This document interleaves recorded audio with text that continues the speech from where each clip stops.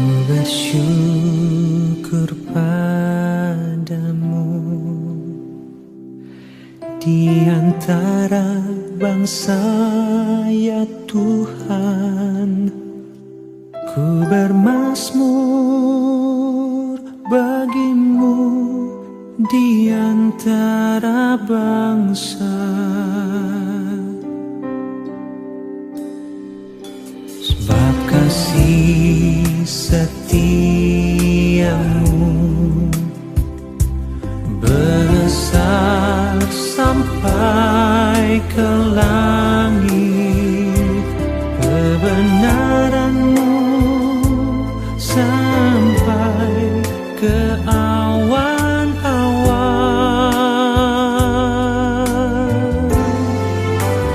Tinggikan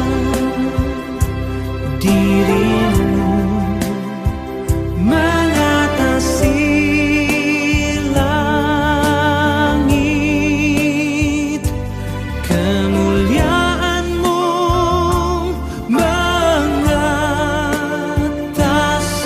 bumi. Tinggikan dirimu mengatasi langit, kemuliaanmu, kemuliaanmu, kemuliaanmu mengatasi bumi.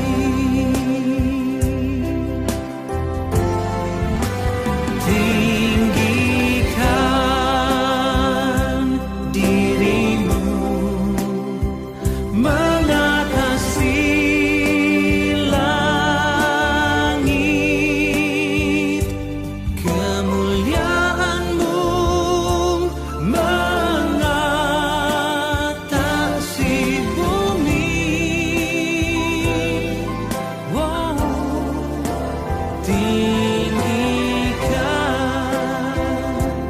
dirimu mengatasi langit,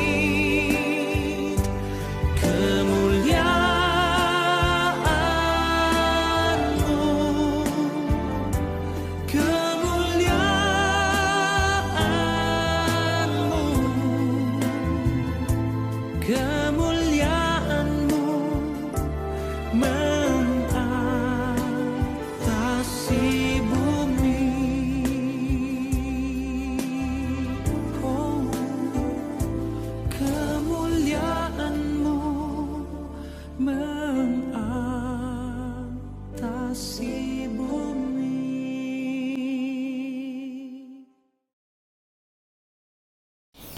Selamat pagi saudara-saudara yang kekasih. Pada pagi hari ini kembali Tuhan mempertemukan kita dalam rangka memperingati kenaikan Tuhan Yesus ke surga. Tuhan Yesus itu naik ke surga. Berkat-berkat apa yang akan kita peroleh melalui kenaikannya? Sebelum kita akan mendengar kebenaran firman Allah, sama-sama tundukkan kepala, kita masuk dalam doa. Tuhan Yesus Kristus, pada pagi yang cerah ini Tuhan, hati kami penuh ucapan syukur. Tentu ada maksud-maksud yang indah tatkala Engkau mempertemukan kami lewat kebenaran firman-Mu berkaitan dengan kenaikan-Mu ke surga Tuhan. Sertai urapi hamba-Mu, urapi kami semuanya yang mendengarkan. Dalam nama Tuhan Yesus Kristus kami sudah berdoa, haleluya, amin. Kita akan membaca di dalam Yohanes 14 ayat yang ketiga. Dan apabila aku telah pergi ke situ dan telah menyediakan tempat bagimu, aku akan datang kembali dan membawa kamu ke tempatku, supaya di mana aku berada, kamu pun berada. Saya akan membagi ayat ini menjadi dua bagian. Yang pertama, aku pergi untuk menyediakan tempat bagimu. Satu kehormatan yang besar. Kalau Tuhan itu menyediakan tempat, dan bukan sembarang tempat, tapi tempat di mana di situ sudah menunggu Allah Bapa. Luar biasa, saudara-saudara. Maka pengiringan kita, tantangan-tantangan yang ada di hadapan kita, tidak membuat kita menjadi gentar, justru memacu semangat kita, karena ada tempat yang disediakan bagi kita semuanya. Dengan sederhana, kita dapat bertanya, Tuhan, kalau Engkau pergi itu, jalannya itu seperti apa? Karena aku belum pernah melewatinya. Tuhan tidak pernah membiarkan saudara dan saya di dalam keraguan-raguan. Itulah sebabnya di dalam ayat 6 kita membaca, Kata Yesus kepadanya, Akulah jalan dan kebenaran dan hidup. Tidak ada seorang pun yang datang kepada Bapa kalau tidak melalui aku. Akulah jalan, kebenaran, dan hidup. Apakah sampai saat ini saudara-saudara masih berjalan pada jalan yang disediakan oleh Allah atau tidak? Kalau kita itu tetap mempertahankan jalan yang ditunjukkan oleh Allah, saudara dan saya sedang berjalan pada jalan yang benar. Jalan keselamatan. Dan luar biasa, semuanya itu ada di dalam Dia. Dia tidak pernah membuat saudara dan saya menjalani kehidupan kekristenan ini dengan keraguan-raguan. Tapi selalu ada kepastian di dalam Dia. Nah, saudara-saudaraku, tidak semudah yang kita pikirkan dan bayangkan, bahwa jalan itu, jalan yang membuat saudara dan saya itu tersenyum terus. Tetapi ada kalanya tantangan demi tantangan terlihat menghampiri kita. Bagaimanakah solusi yang diperlukan?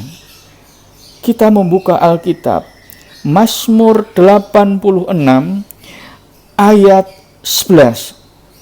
Tunjukkanlah kepadaku jalanmu ya Tuhan, supaya aku hidup menurut kebenaran-Mu. Bulatkanlah hatiku untuk takut akan nama-Mu. Tuhan, aku perlu Engkau itu menuntun aku, supaya aku itu hidup menurut kebenaran-Mu. Hidup menurut kebenaran-Mu. Saudara-saudaraku, indah saudara-saudara, waktu kita memimpikan hidup di dalam kebenaran. Tetapi tentu saja kita menyadari bahwa tidak semudah itu untuk tetap senantiasa hidup di dalam kebenaran. Paulus pernah menyampaikan kepada anak-anak Tuhan di kota Roma kesulitan yang dia hadapi. Kita akan sama-sama baca di dalam Roma 7 ayat 19 dan ayat 24. Sebab bukan apa yang aku kehendaki, yaitu yang baik yang aku perbuat, melainkan apa yang tidak aku kehendaki, yaitu yang jahat yang aku perbuat. Ayat yang ke-24. Aku manusia celaka, siapakah yang akan melepaskan aku dari tubuh maut ini? Saudara-saudara, kita itu punya kehendak. Kita ngerti firman, tapi dalam prakteknya tubuhku itu lemah. Ngerti, tapi waktu dilaksanakan hasilnya tidak sesuai dengan keinginan hati kita. Perbuatan-perbuatan kita menyimpang. keluar dari jalan yang sudah ditentukan oleh Allah. Ini persoalan yang berat yang dihadapi oleh Paulus. Sampai dia mengeluh, siapa yang dapat menolong aku? Siapakah yang dapat menuntut dan memberikan kekuatan kepadaku? Kisah Rasul 1 ayat 8 dan 9. Tetapi kamu akan menerima kuasa kalau Roh Kudus turun ke atas kamu, dan kamu akan menjadi saksiku di Yerusalem dan di seluruh Yudea dan Samaria dan sampai ke ujung bumi. Sesudah ia mengatakan demikian, terangkatlah ia disaksikan oleh mereka, dan awan menutupnya dari pandangan mereka. Tuhan Yesus naik ke surga, tetapi dia memberikan janji kepada kita. Kamu akan menerima kuasa bila Roh Kudus turun ke atasmu. Inilah janji yang luar biasa, yang membuat saudara dan saya itu memiliki kemampuan, memiliki kuasa, memiliki kemenangan. Dan itu ada di dalam Roh Kudus. Sehingga waktu kita punya keinginan-keinginan yang baik, keinginan yang dilandasi oleh kebenaran firman Allah, maka kita bisa mewujudkan dalam tindakan-tindakan yang sesuai dengan kehendak Allah. Sehingga saudara dan saya tidak perlu ada peperangan dalam batin kita. Karena Tuhan sudah memberikan kekuatan dan kuasa itu. Peperangan batin ini sangat melelahkan. Peperangan batin ini akan membawa kepada kelemahan. Tapi sekarang saudara dan saya menjadi pemenang-pemenang dalam setiap permasalahan yang kita hadapi. Saudara-saudara, kuasa roh yang diberikan kepada kita itu bukannya semata-mata kuasa untuk menaklukkan iblis saja. Kuasa untuk membuat mujizat-mujizat. Tetapi kuasa untuk bisa mempraktekkan sehingga apa yang kita ketahui kita lakukan. Saudara-saudara, sekarang kita bisa berlega hati. Tuhan, saya punya iman, tapi juga saya akan melakukan tindakan-tindakan sesuai dengan apa yang saya imani. Maka hidup saya tidak kosong. Karena Alkitab juga mengingatkan kepada kita, iman tanpa perbuatan itu kosong. Kita akan lanjutkan saudara-saudara di dalam Mazmur 86 ayat 11. Tunjukkanlah kepadaku jalan-Mu ya Tuhan, supaya aku hidup menurut kebenaran-Mu. Bulatkanlah hatiku untuk takut akan nama-Mu. Kita perhatikan sekarang kalimat yang berbunyi demikian. Bulatkan hatiku untuk takut akan nama-Mu. Unite my heart. Satukan, ikat Tuhan. Ikat. Supaya hatiku itu hati yang takut akan nama-Mu. Kerinduan, doa yang suci ini dijawab oleh Allah. Kita sekarang akan membaca di dalam Yeremia pasal 32 ayat 39. Aku akan memberi mereka satu hati dan satu tingkah langkah, sehingga mereka takut kepadaku sepanjang masa untuk kebaikan mereka dan anak-anak mereka yang datang kemudian. Tuhan, bulatkan hatiku. Dan sekarang Tuhan menjawab, aku akan memberikan satu hati, satu tingkah untuk takut takut kepada Tuhan sepanjang masa. Sepanjang masa, saya garis bawahi. Ini bukan hanya menyangkut sampai akhir hidup saudara dan saya.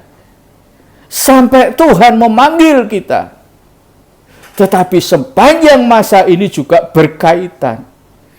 Saudara dan saya itu tetap takut kepada Tuhan. Seperti tatkala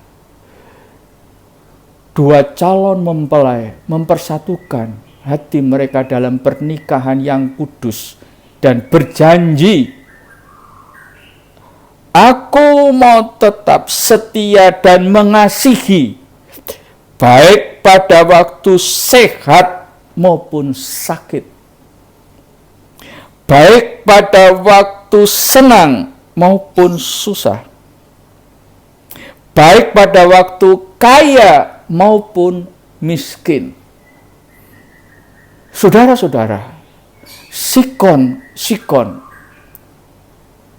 yang menyakitkan, sikon yang kadang-kadang membuat saudara dan saya kehilangan gairah, kehilangan semangat. Tuhan tegaskan kepada kita, aku akan memberi kuasa kepada kamu.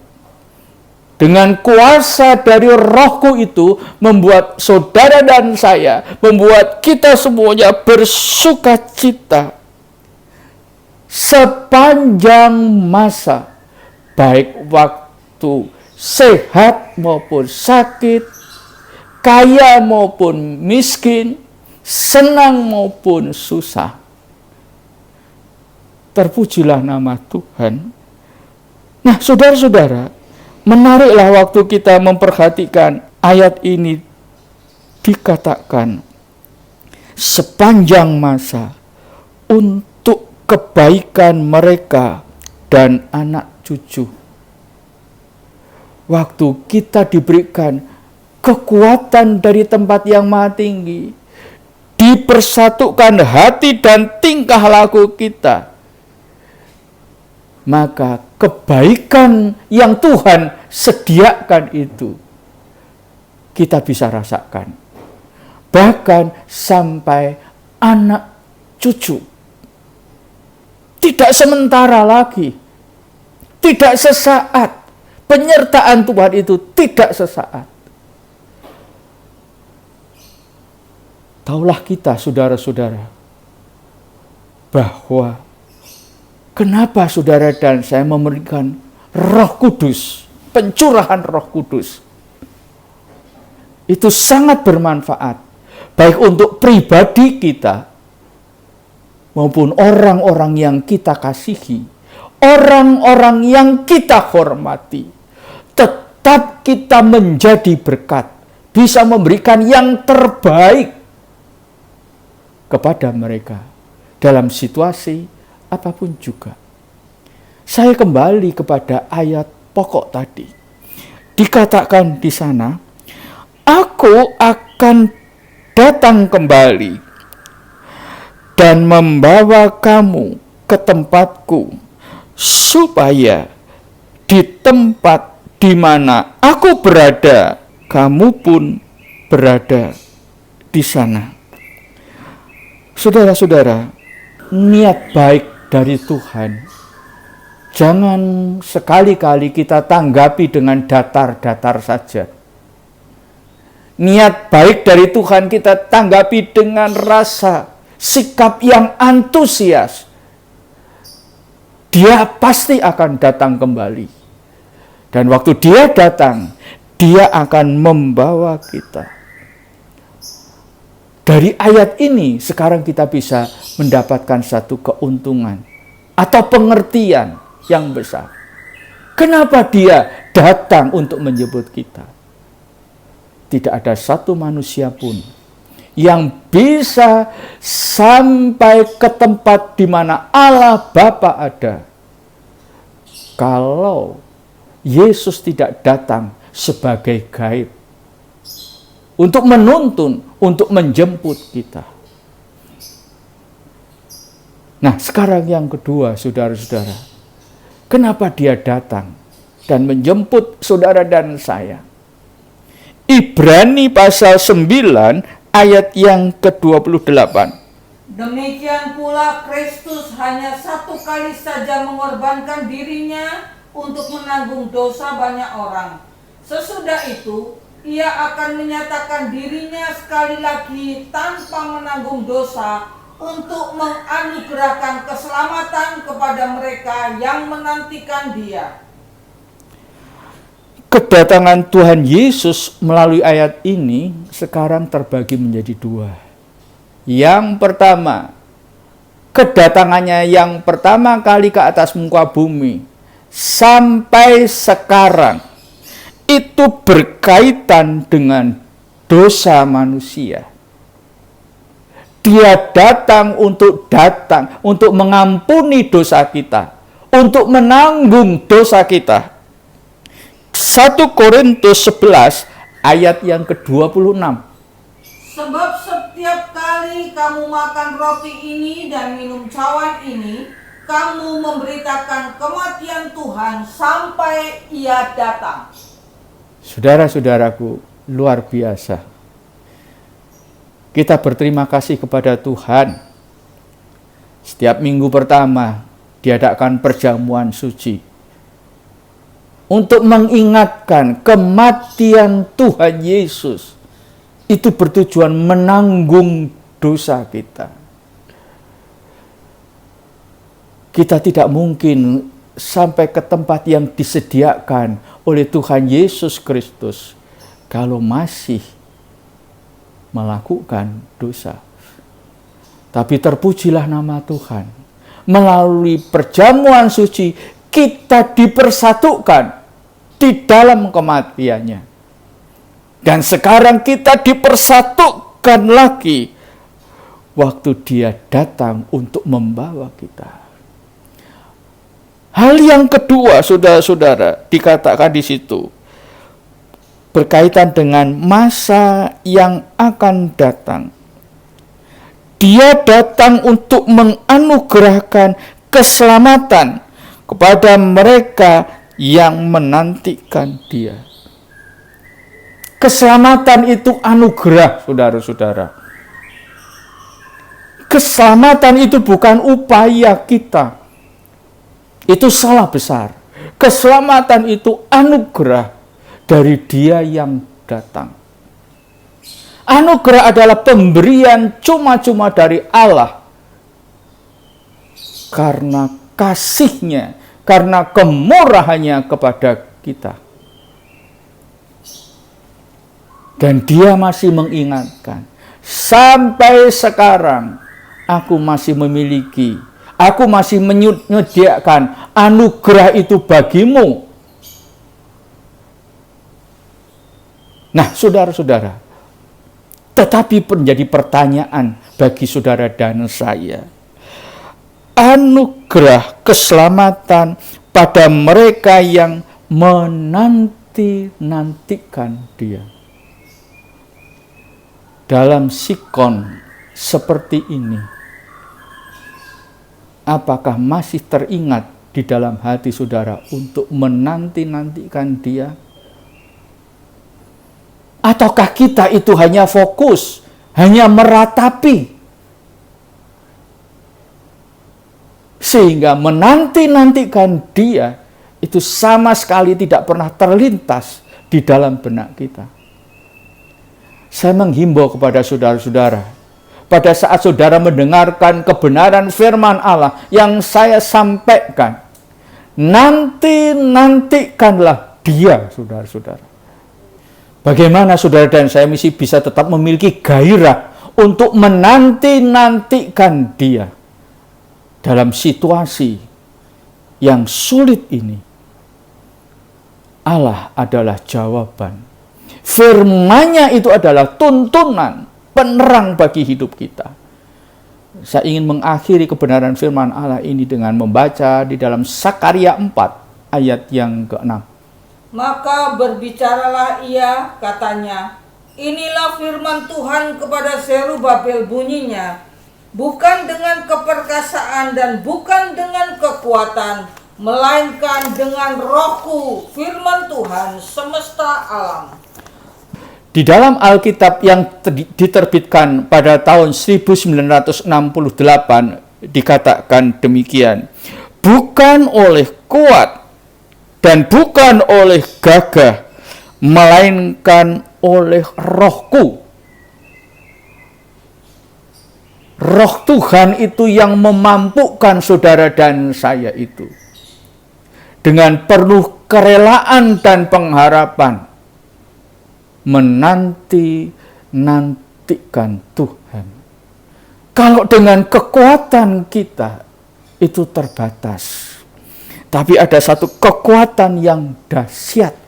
Ada satu kekuatan yang dahsyat, sehingga saudara dan saya masih tetap respect kepada Tuhan, masih tetap respect kepada kebenaran firman-Nya. Kenaikan Tuhan untuk menyediakan tempat bagi pribadi lepas pribadi. Bukan satu keluarga, tapi pribadi lepas pribadi. Kita mau berusaha agar semua yang mendengarkan firman Allah, apakah itu ayah, apakah itu ibu, apakah itu anak, apakah itu suami istri, mari kita bersama-sama merindukan Dia. Kita memiliki rasa optimis. Pengiringan saudara tidak sia-sia. Ada tempat yang khusus Allah sediakan untuk saudara. Amin. Kita akan tundukkan kepala, kita akan masuk di dalam doa. Bapa kami yang di surga, kami mengucap syukur atas kasih dan kemurahan-Mu. Biarlah Tuhan, dengan kebenaran firman-Mu yang hamba sudah sampaikan ini, Tuhan, bisa menambah semangat bagi kami. Biarlah kami juga boleh muncul di dalam hati itu kerinduan untuk menanti-nantikan Engkau. Ini bukan tindakan yang kosong, yang sia-sia. Sama sekali tidak. Justru ini yang dikehendaki oleh Engkau. Allah Roh Kudus akan memberi kekuatan yang ekstra kepada kami semuanya. Sehingga kami boleh tetap memiliki gairah, semangat dalam masa yang sulit. Karena di balik semuanya itu, Engkau sediakan mahkota bagi kami. Terpujilah nama Tuhan. Saudara-saudaraku, biarlah dengan berkat dari Allah Bapa, kasih sayang Allah Anak, persekutuan Allah Kudus, yaitu di dalam nama Tuhan Yesus Kristus, Dia bersama kita, Dia yang Alfa dan Omega. Amin.